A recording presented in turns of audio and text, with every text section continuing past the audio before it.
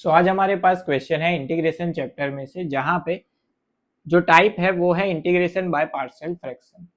अभी partial fraction के जितने भी क्वेश्चन है वहां पे न्यूमरेटर एंड डिनोमिनेटर, वहां पे डिनोमिनेटर में अगर आपको क्वाड्रेटिक इक्वेशन या फिर क्यूबिक इक्वेशन दिया जाए तो सबसे पहले तो उसके आपको फैक्टर्स फाइंड आउट करने हैं। यहाँ पे जो हमारे पास क्वेश्चन है वो है integration of 2x upon x square plus 3x plus 2। यहाँ पे ये जो क्वेश्चन है वहां पे डिनोमिनेटर में क्वाड्रेटिक इक्वेशन है, तो इसके सबसे पहले तो फैक्टर्स फाइंड आउट कर लेते हैं। सो factors of x square plus 3x plus 2 क्या होगी?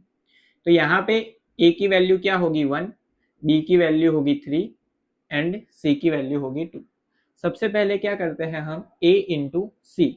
1 इंटू 2 क्या होगा 2। 2 के दो ऐसे पार्ट जिसका एडिशन या फिर सब्ट्रैक्शन क्या होना चाहिए 3 होना चाहिए। सो 2 1 जा 2, 1 प्लस 2 करेंगे तो क्या हो जाएगा 3। So X square middle term split करेंगे, so plus X plus 2x plus 2। यहाँ पे हमने क्या किया, मिडल जो टर्म थी उसको दो पार्ट में डिवाइड किया। अभी इन दोनों टर्म में से कॉमन क्या निकलेगा x, सो x प्लस 1 कॉमन। यहाँ पे इन दोनों में से 2 कॉमन, सो प्लस 2 कॉमन, अंदर क्या बचेगा x प्लस 1। ये दोनों ब्रैकेट सेम आने चाहिए, तो इसका क्या हो जाएगा रीग्रुपिंग। सो x plus 2 into x plus 1। तो यहाँ पे डिनोमिनेटर जो था उसके दो फैक्टर्स फाइंड आउट कर लिए, तो इसको हम इस तरह से लिख सकते हैं integration 2x upon x plus 1 into x plus 2 dx। अभी यहाँ पे ये जो क्वेश्चन था सबसे पहले हमने क्या किया, फैक्टर्स फाइंड आउट करके पार्शियल फ्रैक्शन के टाइप में कन्वर्ट किया। अभी पार्शियल फ्रैक्शन की फॉर्मूलाज जो है वो पता होनी चाहिए। यहाँ पे हमारे पास जो इक्वेशन है उसको अगर हम पार्शियल फ्रैक्शन की फॉर्मूला से कंपेयर करें तो ये जो है वो इक्वल टू होता है 2x upon x plus 1 into x plus 2 that is equal to a upon first fraction क्या है x plus 1 plus b upon second fraction क्या है x प्लस 2, इसके इक्वल होता है।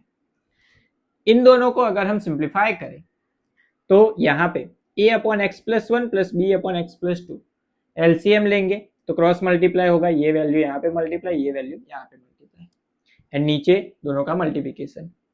सो 2x upon x plus 1 into x plus 2 that is equal to a into x plus 2 plus b into x plus 1 divided by दोनों का multiplication x plus 1 into x plus 2। दोनों side same values cancel out हो जाएगी। अभी यहाँ पे हमारे पास बचा finally 2x that is equal to a into x plus 2 plus b into x plus 1। यहाँ पे ये हमने क्यों फाइंड आउट किया, तो यहाँ पे इसका इंटीग्रेशन करें या फिर इसका इंटीग्रेशन करें, दोनों का आंसर क्या मिलेगा, सेम मिलेगा। तो यहाँ पे a एंड b की वैल्यू फाइंड आउट करने के लिए ये प्रोसेस हमने किया। अभी a एंड b की वैल्यू कैसे मिलेगी अगर हमको x की वैल्यू पता हो तो x की वैल्यू कैसे पता चलेगी, तो यहाँ पे दो फैक्टर्स है हमारे पास, उसको इंडिविजुअली जीरो से कंपेयर करें। तो x plus 2 that is equal to 0, so x that is equal to क्या लिख सकते हैं हम -2।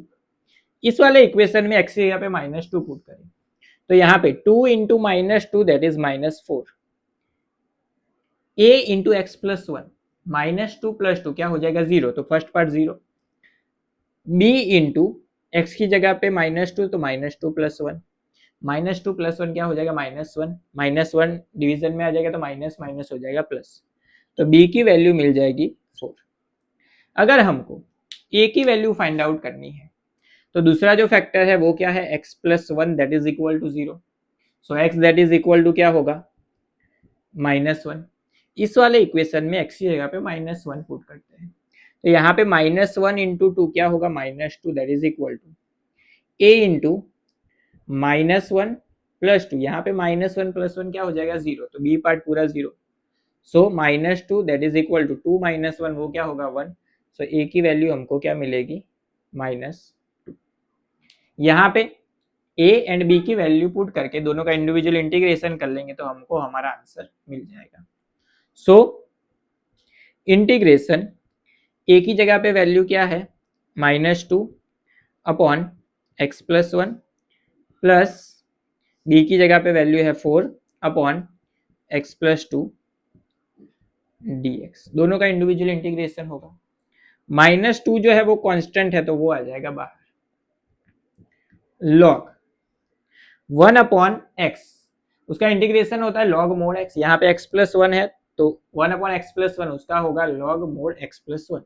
सो -2 वैसे का वैसा log mod X plus one plus यहाँ पे 4 कांस्टेंट है तो 4 वैसे का वैसा 1 अपॉन एक्स प्लस टू, उसका इंटीग्रेशन होगा log mod X plus two plus सी।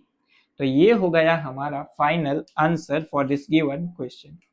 अगर आपको इसको सिंप्लीफाई करना है तो आगे सिंप्लीफाई भी कर सकते हो। यहाँ पे लॉग में माइनस की साइन है तो वो कहाँ पे जाएगी, डिवीजन में, एंड लॉग में मल्टीप्लिकेशन में जो वैल्यू है वो कहाँ पे जाती है, पावर में। तो उस तरह से आप इसको सिंप्लीफाई भी कर सकते हो।